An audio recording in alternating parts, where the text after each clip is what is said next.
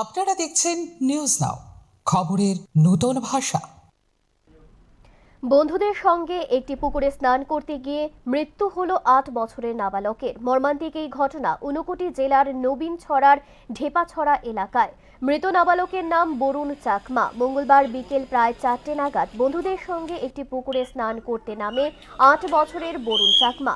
সাঁতার না জানায় হঠাৎই পুকুরের গভীর জলে তলিয়ে যায় সে। বরুণের চিৎকার শুনে স্থানীয়রা ছুটে এসে উদ্ধার কাজে তৎপরতা শুরু করেন। খবর দেওয়া হয় পেচারথল থানার পুলিশ এবং অগ্নি নির্বাপক দফতরে, কিন্তু শেষ রক্ষা হয়নি। উদ্ধারকারীরা পৌঁছানোর আগে জলে তলিয়ে যায় বরুণ। দীর্ঘক্ষণ তল্লাশি চালিয়েও বরুণের কোনো সন্ধান না মেলায় ঘটনাস্থলে ডাকা হয় এনডিআরএফ টিমকে। ডুবুরিরা দীর্ঘ চেষ্টার পর পুকুর থেকে বরুণ চাকমার নিথর দেহ উদ্ধার করে। ঘটনায় শোক নেমে এসেছে পরিবার সহ গোটা এলাকায়।